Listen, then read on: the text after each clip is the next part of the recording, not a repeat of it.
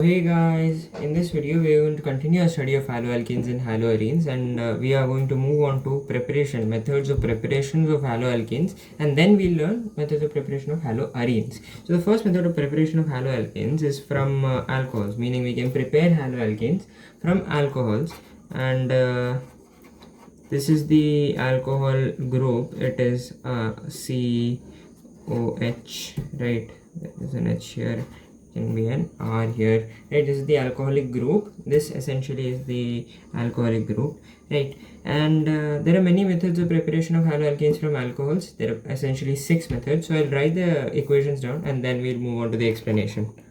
So these are the methods of preparation of alcohols from alcohols, and the important methods of preparation. These are the 6 methods that are mentioned in the book. The important, according to me, you have to learn this one, and this is useful in conversion. This reaction is useful in conversions. They'll ask you maybe this, and most definitely they're going to ask you this reaction, as this reaction is of preparation of haloalkanes from alcohols with the reaction of thionyl chloride.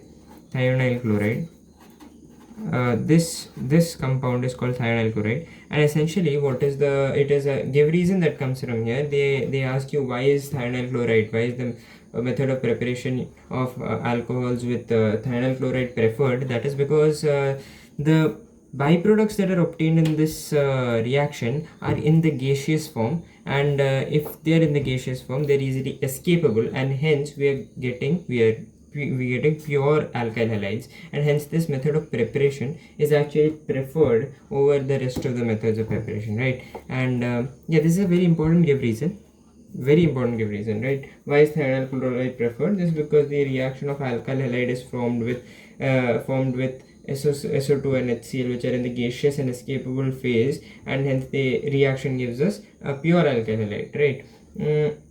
Other than that, we have to also understand that these reactions are only for haloalkanes and not for the methods of preparation of haloarenes. That is because of a very crucial difference between an aryl compound and a straight chain compound. What happens is that for the method of preparation of haloalkanes, since we are using alcohols, for the method of preparation of haloarenes, we must be using phenols, right? Phenol, and a phenol compound is actually OH with a benzene ring.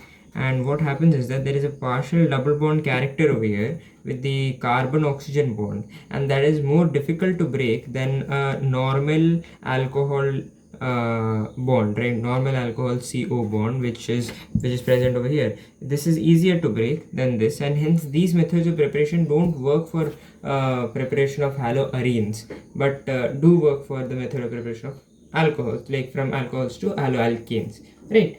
So then we'll move on to, after we learned the method of preparation of haloalkanes from alcohols, we'll move on to methods of preparation of haloarenes from hydrocarbons, right? From hydrocarbons. Second is from hydrocarbons.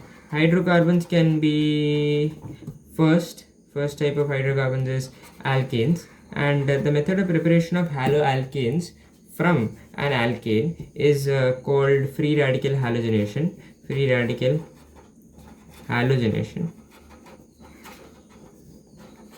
Right? And yeah, so essentially it is CH3, the reaction. I'm just writing the reaction down with an example. In the presence of Cl2 UV light, remember, this light can also, in exams they may just say Cl2 delta. That is also fine. They're just pointing at the same reaction, and this gives us a complex of compounds, right? This reaction gives us a complex of, what does a complex mean? Like a mixture, like many compounds will be formed, not just one product, many products will be found, right? So we'll get something like CH3 CH2 CH2 CH2 Cl. We'll get something like CH3 CH2 CH Cl CH3, like many compounds will be formed. We'll get many isomeric compounds, because this Cl can be attached to many different positions in this compound, forming isomeric forms, right? What does an isomer mean? Isomer just means that the number of carbon molecules, number of hydrogen molecules, number of halogen molecules in the compound is same, but the structure is different. Like over here also we can see that there are 4 carbon atoms in both the compounds, and there are 1 2 3 4 5 6 7 8 9 hydrogen atoms in both the compounds and 1 halogen atom in both the compounds. But these two compounds are different because the structure of these two compounds is different, as the chlorine is attached at different molecules, different sites, and hence this method of preparation is actually not preferred. That is because this gives us a complex of compounds. See, let's just imagine I want to prepare exactly this molecule. Just imagine I want to prepare exactly this molecule, and for that I am using this method of free radical halogenation. But with this molecule I'll be getting a lot of other molecules as well in the solution, right? In the solution or something, we'll be doing this in a solution, right? I'll be taking this compound, I'll be adding Cl2 in it and then putting it in UV light, and in that solution I will get these complex of compounds, so many. But I just want this one compound, and hence this method of preparation is not preferable because this gives us a complex of compounds.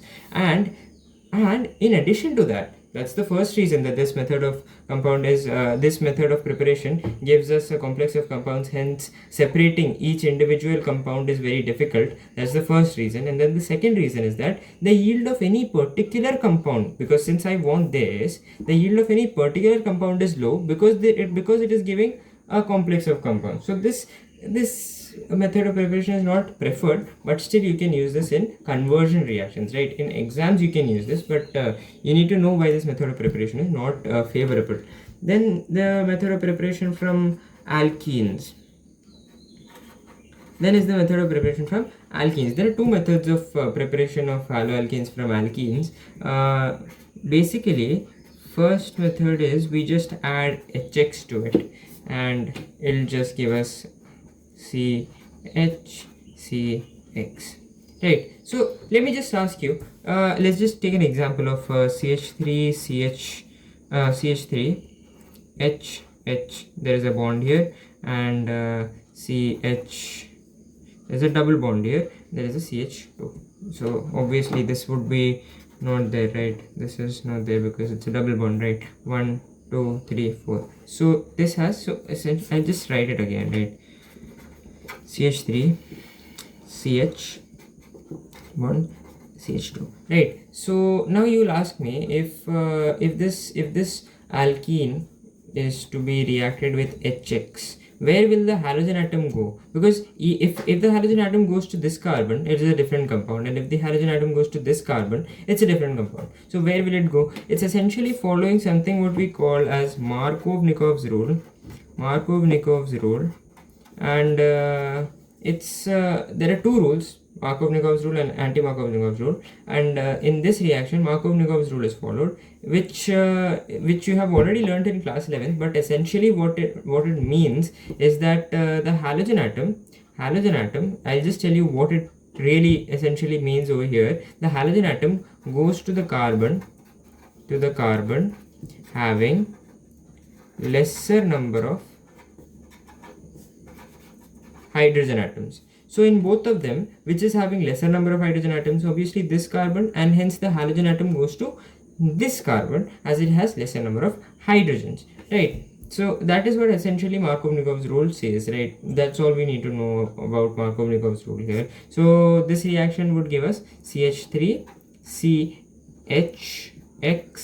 CH3, as this hydrogen goes and attaches to this, it becomes CH3, right? Now we'll move on to the method of preparation of haloalkanes from alkenes, which is the second reaction. There is a second reaction. Let me just change the page. So now there is the second type of the second preparation of haloalkanes from alkenes is that C double bond C, right? And when we add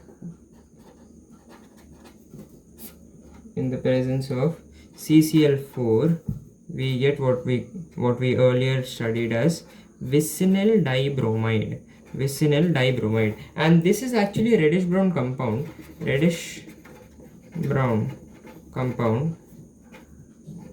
and hence this method is actually used as a method of detection. See, since in chemicals we don't see the molecular formula, but I need to know if I have a flask of a particular compound with a double bond in it, I need to identify, right? I can't just say, I need to detect that there is a double bond in it. So what I do to detect a double bond is basically we'll just add HBr in the presence of CCl4 and we'll get a reddish brown compound. And if we get a reddish brown compound, we can say that the starting reactant that we took has a double bond in it. Right, now these are the methods of preparation of haloalkanes from hydrocarbons. From starting, we first learned about the method of preparation from alcohols, then from hydrocarbons, which we learned, which we then classified as alkanes, method of preparation of haloalkanes from alkanes, and then alkenes. There are two methods of preparation. First is from HX, simply we add HX, which follows Markovnikov's rule, and then we move on to this, which is the detection, which gives us a reddish brown compound.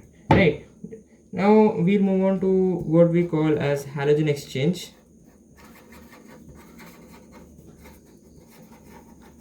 Halogen exchange reactions. Meaning, let's just say that I have some compound called Rx, or let's just say, let me take a particular compound RCl.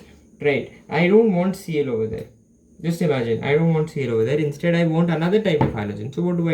I'll use one of the halogen exchange methods, right? So first halogen exchange methods, both the halogen exchange methods are named reactions. So the first one is Finkelstein reaction.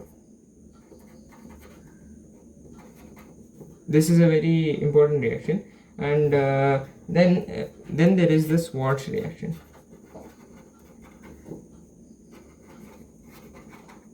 There is some mistake over here. There is, yeah, STEINS is the spelling, Finkelstein's reaction. And Finkelstein reaction is essentially Rx.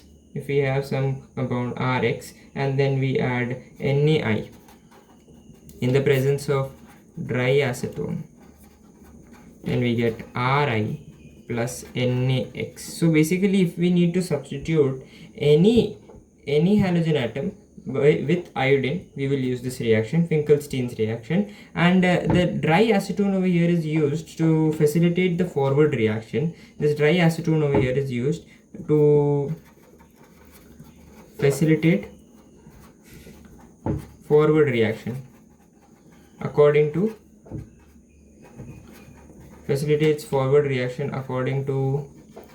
Le Chatelier's principle.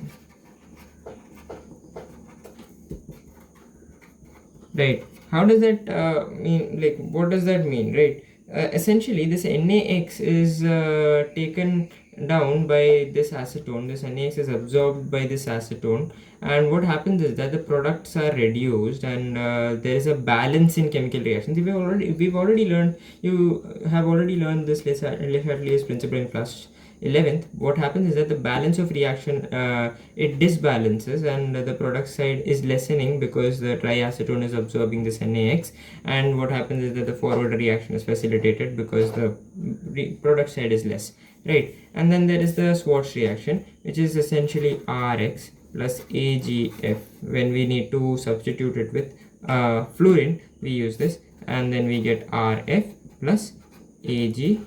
Right, this is essentially the methods of preparation of haloalkanes. Now we'll move on to the methods of preparation of haloarenes. So there are two methods of preparation of haloarenes.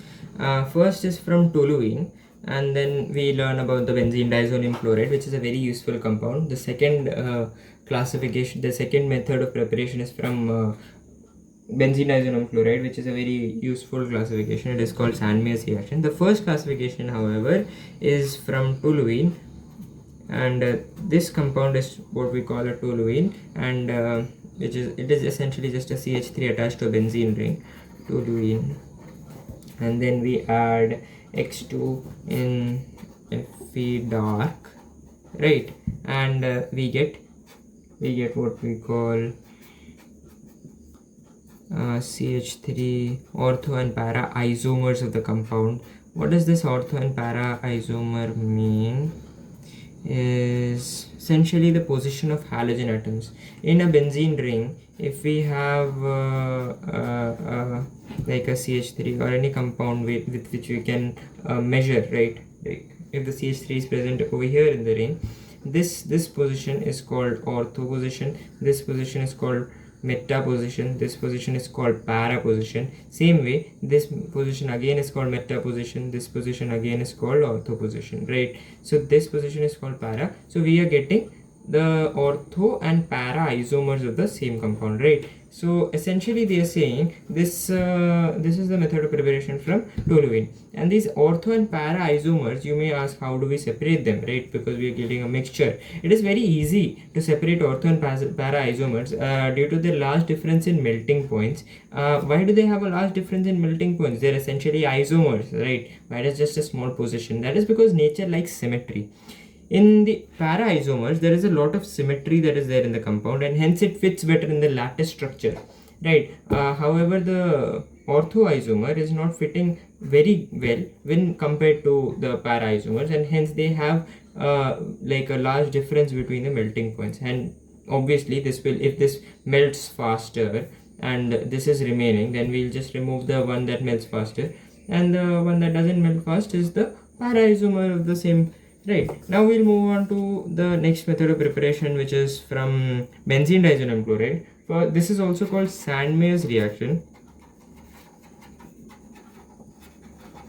Right, this is also called Sandmas reaction. And one more thing, in this method of preparation, the fluorine compounds are actually not prepared. Fluoro compounds, meaning like if this X2 is fluorine, it's not prepared, as fluorine is very reactive, and hence it is just not prepared with this, prepared by this reaction. And then we'll move on to Sandmas reaction. Sandmas reaction is basically we first take NH2 and a benzene ring. This is called aniline, and then we add what we call NaNO2 plus HCl, and we got what is called NaNO2 plus HCl, and we get the benzene disodium chloride. Just let me just change my sketch pen.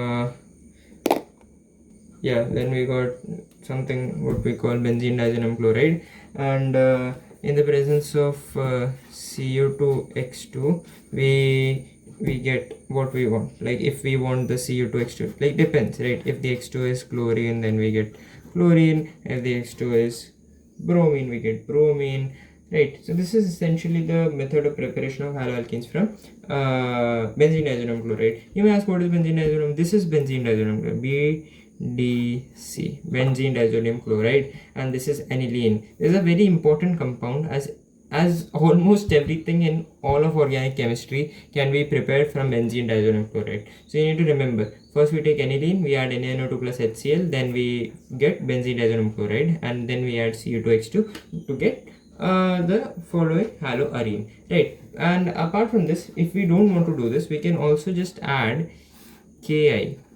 For only for iodo compounds, we can just add Ki to get the iodobenzene, right? So this is also the method of preparation. These are the methods of preparation of haloarenes.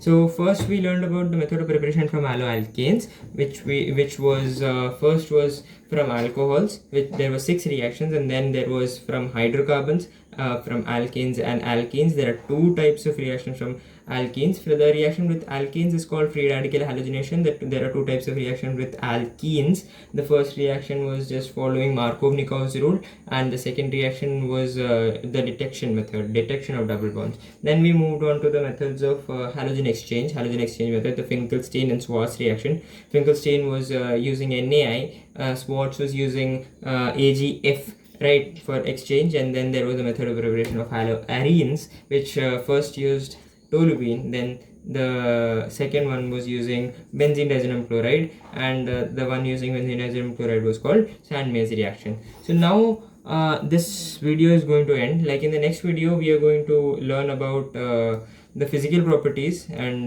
maybe the chemical properties of haloalkanes and haloarenes. In the physical property, we are going to learn about boiling point and melting point, right? And then in chemical properties, we are going to learn about 3 types of reactions: nucleophilic substitution reaction, organometallic reactions, and electrophilic substitution reactions, which is going to be very long videos, right? So thank you for watching. Thank you so much for watching. If you have any doubts in the video, just comment down below, and if there is any suggestions, just comment down below again. And if you like the video, subscribe and like, right? Thank you so much.